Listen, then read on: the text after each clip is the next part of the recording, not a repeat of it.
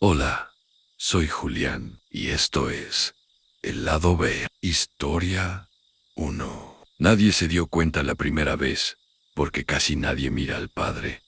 Mientras reparte las hostias, todos bajan la cabeza, estiran las manos o cierran los ojos. Fue hasta la tercera misa dominical, cuando alguien notó que la cruz que colgaba de su cuello estaba completamente al revés. Yo estaba encargado de apoyar en el altar, y lo vi claramente desde mi lugar. La cruz no estaba torcida ni girada por accidente. Estaba invertida de forma precisa, centrada sobre su pecho, y aún así el padre continuaba bendiciendo y entregando la comunión, sin mostrar nerviosismo, sin corregirla, como si no fuera consciente o como si no le importara. Al terminar la misa, me acerqué para ayudarlo a guardar los objetos litúrgicos. Y fue entonces cuando noté que la cruz ya estaba en su posición normal. No lo vi acomodarla en ningún momento. Simplemente estaba bien colocada. Le pregunté si se había dado cuenta, y me respondió que sí, pero que no era algo que ocurriera siempre, solo algunos domingos. Con el paso de las semanas, empecé a prestar atención y confirmé algo inquietante. La cruz solo aparecía invertida durante la comunión. Nunca al inicio de la misa, ni al final. Era justo en el momento en que el padre entregaba las hostias, cuando la cruz parecía girarse.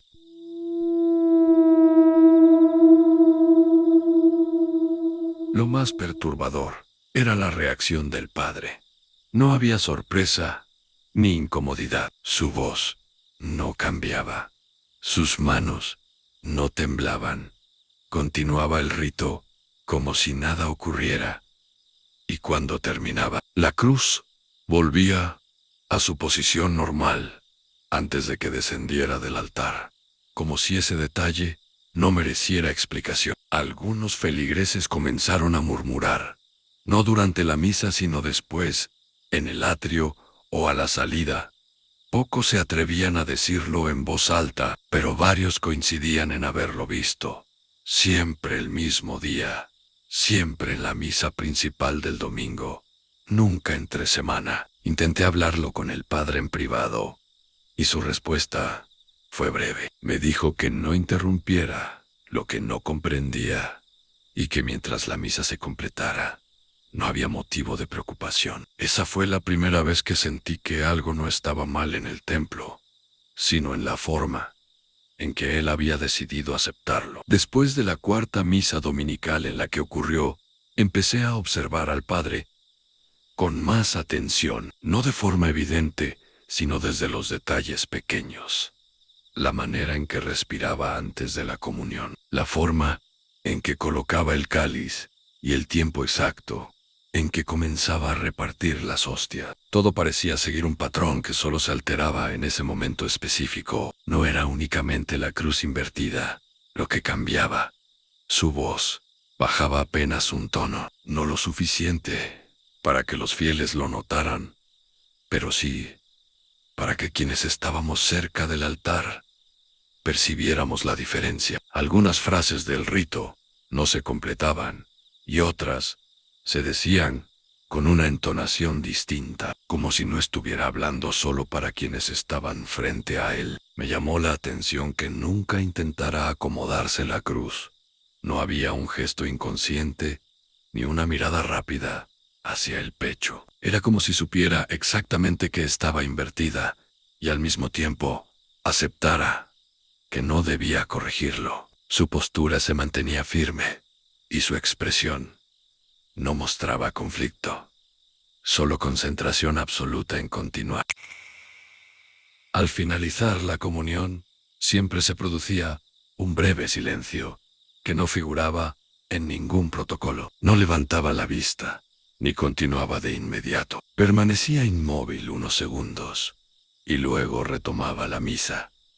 Para ese momento la cruz Ya estaba en su posición normal. Nadie veía el cambio. Simplemente ya no estaba invertida. Revisé antiguos libros parroquiales buscando referencias directas y no encontré menciones claras. Sin embargo, había anotaciones repetidas sobre misas dominicales, marcadas como esenciales, necesarias, imposibles de cancelar, incluso en situaciones extraordinarias. La insistencia en no suspenderlas resultaba excesiva.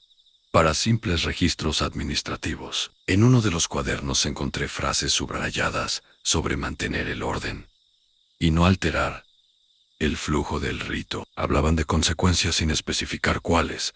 No se mencionaban castigos ni advertencias directas, solo una constante recomendación de permitir que la ceremonia se desarrollara completa, sin interrupciones externas ni internas. Decidí observar la misa desde el fondo del templo un domingo, y fue ahí cuando noté algo todavía más inquietante. Justo cuando la cruz se invertía, varias personas levantaban la cabeza al mismo tiempo. No miraban al Padre ni a la cruz.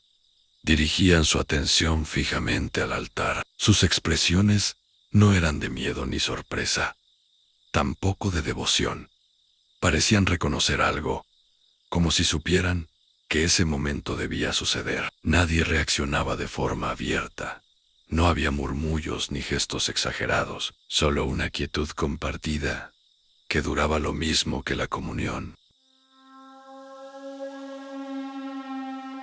Después de esa misa, hablé con el sacristán más antiguo del lugar, alguien que llevaba décadas ahí y que había visto pasar a varios sacerdotes. Me dijo que eso no era nuevo y que cada padre terminaba enfrentándolo a su manera. Algunos preguntaban demasiado y se iban pronto, otros aprendían a no cuestionarlo.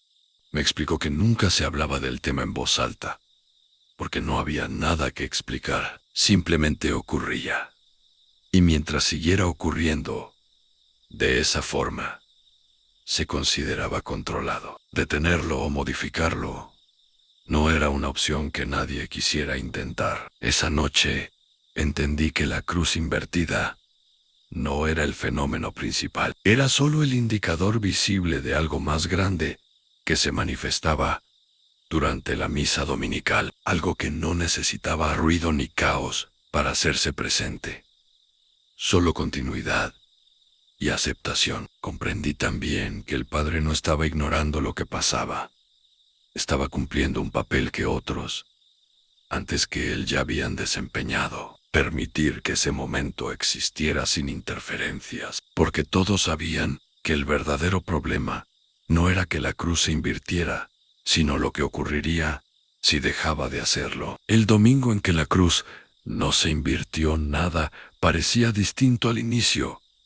La iglesia estaba llena como siempre. El Padre realizó los ritos iniciales sin variaciones, y su actitud era la misma de otras ocasiones. Nadie podía anticipar que ese día algo iba a romperse, porque externamente todo seguía el orden habitual. Cuando llegó el momento de la comunión, me situé cerca del altar, como de costumbre, y esperé el instante en que la cruz cambiara de posición, pero no ocurrió. El Padre comenzó a repartir las hostias con la cruz completamente normal sobre el pecho. Su voz se mantuvo firme, aunque más tensa, y por primera vez noté que evitaba levantar la mirada. Al avanzar la fila de fieles, el ambiente se volvió extraño.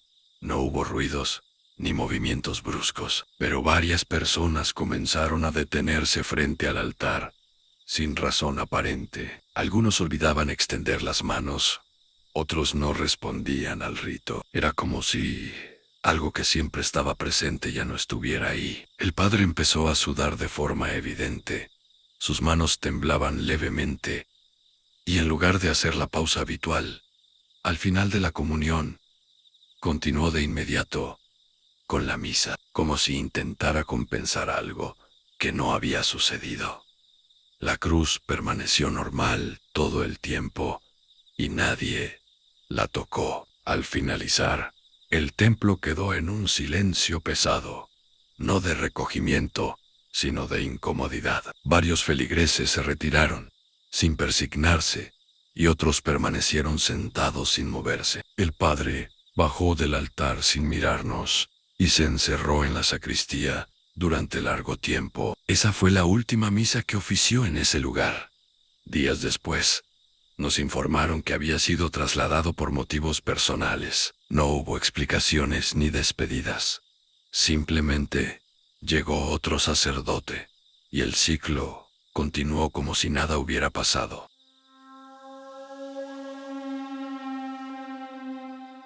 Desde entonces la cruz volvió a invertirse cada domingo durante la comunión, con el nuevo padre actuando con la misma naturalidad que el anterior. Y fue ahí cuando entendí que el problema nunca fue la cruz al revés, sino lo que ocurre cuando deja de estarlo. Historia 2. Diciembre.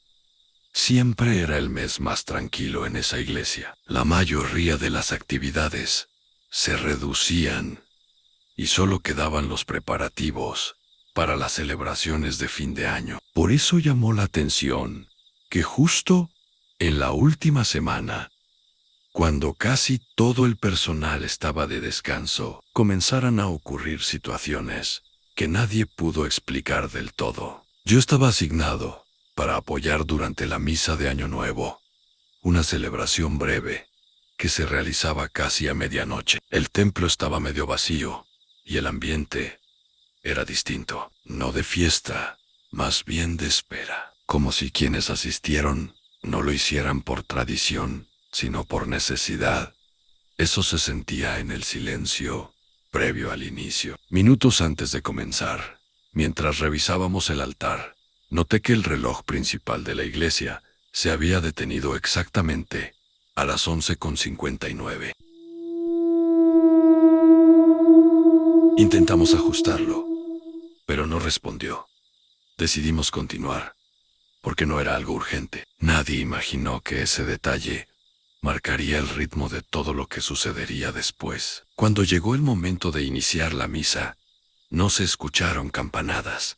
El reloj seguía detenido y ningún otro reloj del templo avanzaba. No era una falla general, porque los dispositivos personales seguían funcionando. Aún así, dentro de la iglesia, parecía que el tiempo se había quedado suspendido. A medida que avanzaba la celebración, algunas personas comenzaron a inquietarse. No hablaban entre ellas, pero miraban constantemente hacia el fondo del templo, como si esperaran que alguien más entrara. Las puertas permanecían cerradas y no había movimiento afuera. Sin embargo, la sensación de espera se hacía cada vez más intensa. Fue justo cuando el padre se preparaba para iniciar el último rezo antes del cambio de año, cuando las luces bajaron de intensidad por unos segundos y luego regresaron.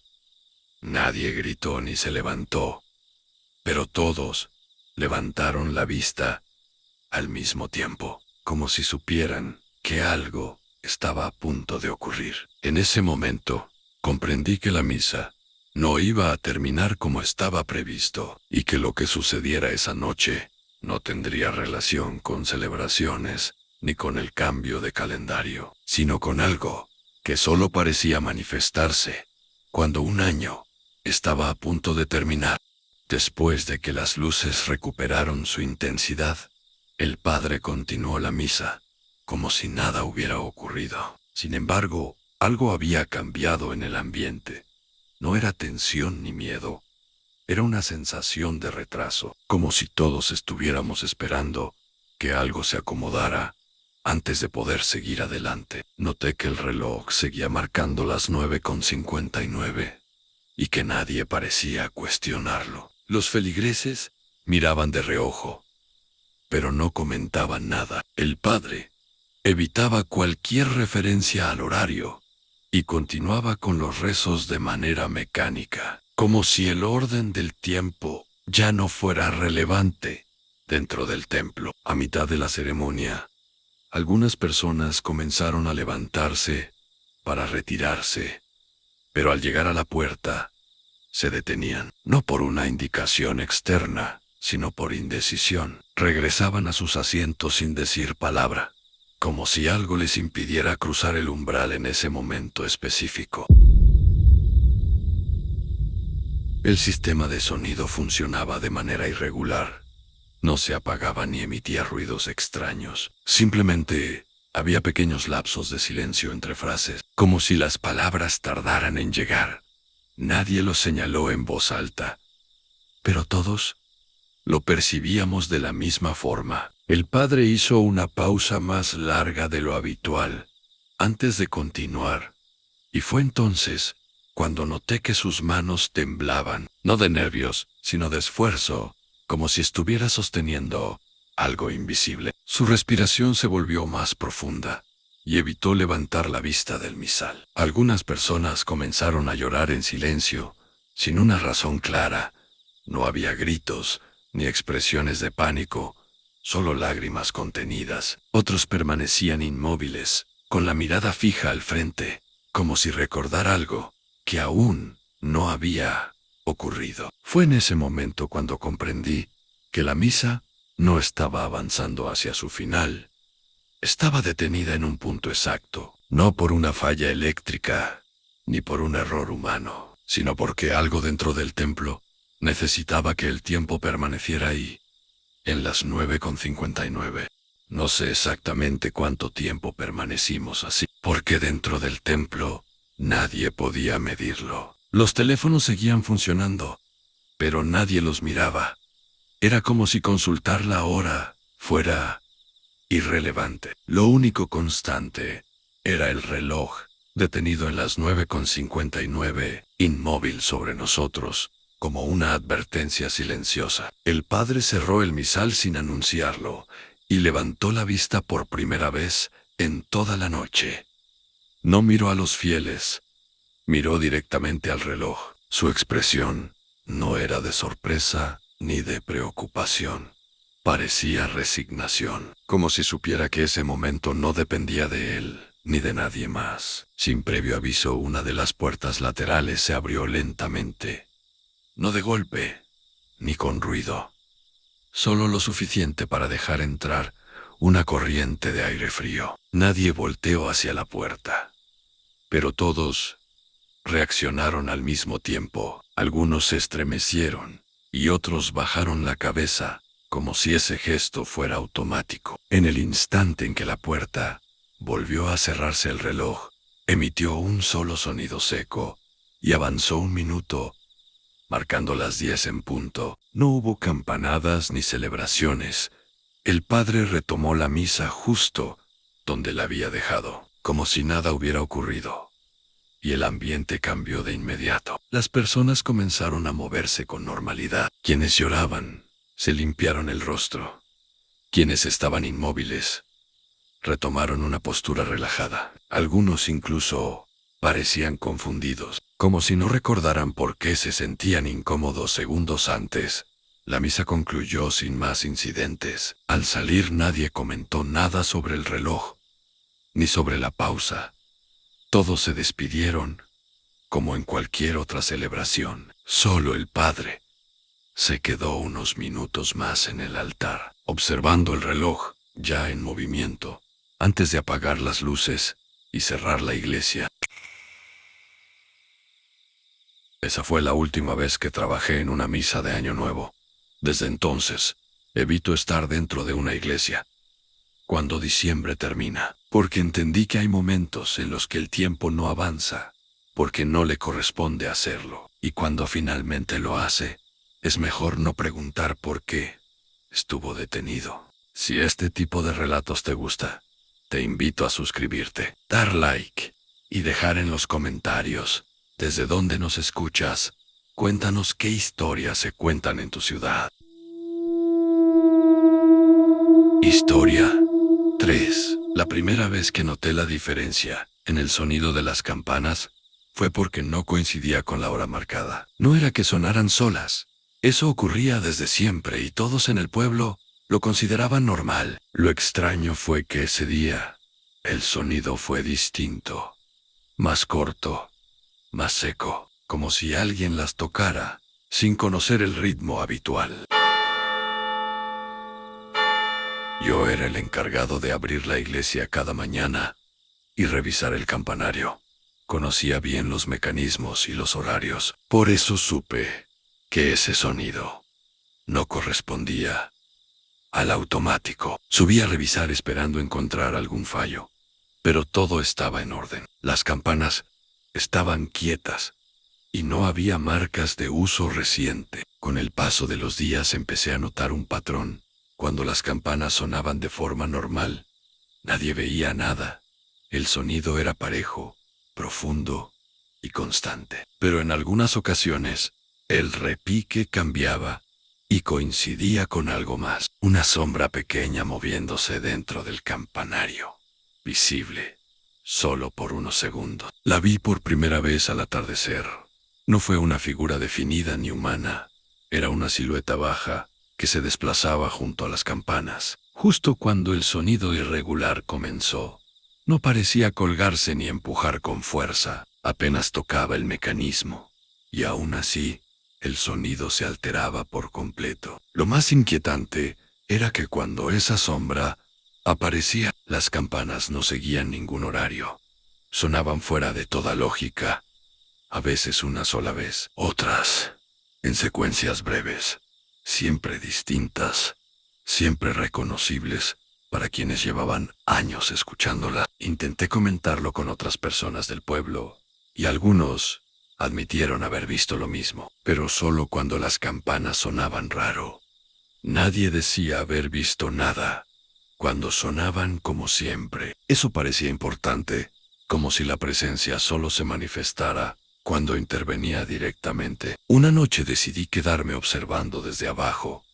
Cuando el sonido cambió, levanté la vista y vi claramente la sombra moverse entre las cuerdas. No proyectaba reflejo ni respondía a la luz. Solo estaba ahí el tiempo suficiente para alterar el sonido y luego desaparecer, sin dejar rastro. Fue entonces cuando entendí que las campanas no siempre sonaban solas. A veces alguien las tocaba, y cuando lo hacía, el sonido no anunciaba horas ni llamados.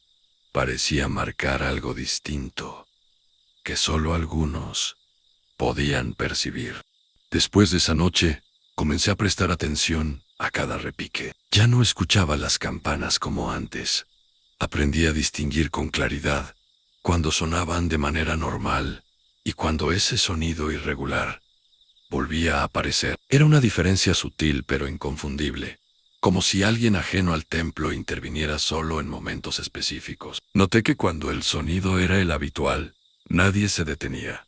La gente seguía su camino y apenas levantaba la vista. Pero cuando la campana sonaba distinta, algunas personas se quedaban quietas sin saber por qué. No miraban directamente al campanario, solo reducían el paso o se detenían unos segundos antes de continuar. La sombra volvió a aparecer varias veces, siempre breve, siempre pequeña, nunca definida. No producía ruido propio, ni se movía de manera brusca.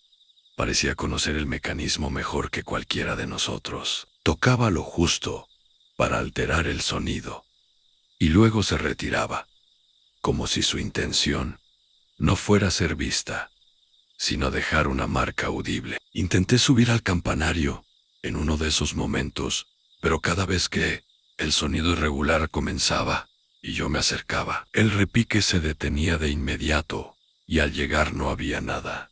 Las campanas quietas, las cuerdas inmóviles, todo en orden, como si nada hubiera pasado. Con el tiempo, comprendí que la sombra no aparecía por azar, siempre coincidía con ciertos días y con ciertas personas. Después de esos repiques diferentes, alguien del pueblo enfermaba, se iba sin despedirse, o simplemente dejaba de verse por las calles. No era inmediato, pero siempre ocurría algo. Nunca se trató de anunciar muertes de forma directa. Nadie fallecía justo después del sonido. Era más bien una señal de cambio, de ausencia futura, como si la campana marcara que alguien estaba por desaparecer de la rutina del lugar.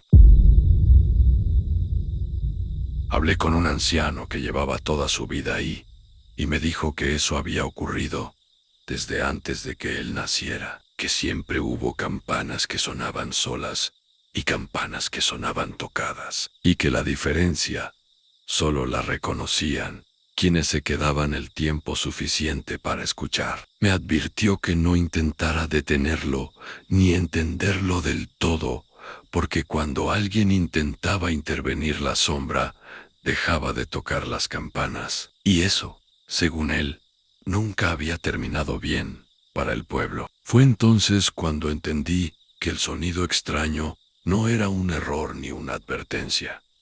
Era una presencia marcando algo que ya estaba decidido, y que mi papel no era descubrir qué era la sombra, sino aceptar que mientras siguiera tocando las campanas, el equilibrio del lugar se mantenía. El día en que ocurrió nadie lo esperaba, era una mañana común, y las campanas sonaron fuera de horario, no con el ritmo habitual ni con el sonido irregular que ya conocíamos. Fue un repique distinto a ambos, más largo y constante, como si alguien se hubiera quedado tocándolas sin detenerse. Levanté la vista de inmediato esperando ver la sombra, pero el campanario estaba vacío. No había movimiento ni siluetas, solo las campanas balanceándose solas, lo que resultaba imposible, porque el mecanismo automático estaba desactivado a esa hora y nadie había subido. Las personas en la calle se detuvieron, no por curiosidad, sino por incomodidad. Algunos se cubrieron los oídos y otros entraron a la iglesia sin saber por qué. El sonido no anunciaba misa ni ceremonia. Parecía llamar, sin explicar a qué. Subí al campanario y por primera vez sentí que no debía estar ahí. Las campanas se movían, pero las cuerdas no respondían al peso. Era como si algo las impulsara desde un punto que no podía ver. No había sombra, no había presencia visible, solo el sonido persistente. Cuando el repique cesó, el silencio fue absoluto, más profundo de lo normal. Bajé, sin decir nada, y al salir noté que varias personas se miraban entre sí, como reconociendo algo. Nadie habló, pero todos parecían saber que algo había cambiado. Ese mismo día, el anciano del que me había advertido no volvió a aparecer. Su casa quedó cerrada y nadie supo a dónde fue. No hubo despedidas ni explicación, solo ausencia, como tantas otras que habían sido anunciadas por la campana distinta. Desde entonces, las campanas siguieron sonando, a veces solas, a veces con el ritmo correcto, pero nunca volvió a verse la sombra, y el sonido irregular tampoco regresó. Algunos dicen que eso es buena señal, otros creemos que la sombra no se fue, solo dejó de avisar. Antes de despedirnos, si estas historias te acompañaron hasta aquí, te invito a seguir el canal, suscribirte, dar like y dejarnos en los comentarios desde donde nos ves. Cuéntanos qué historias se cuentan en tu ciudad. Soy Julián. Buenas noches.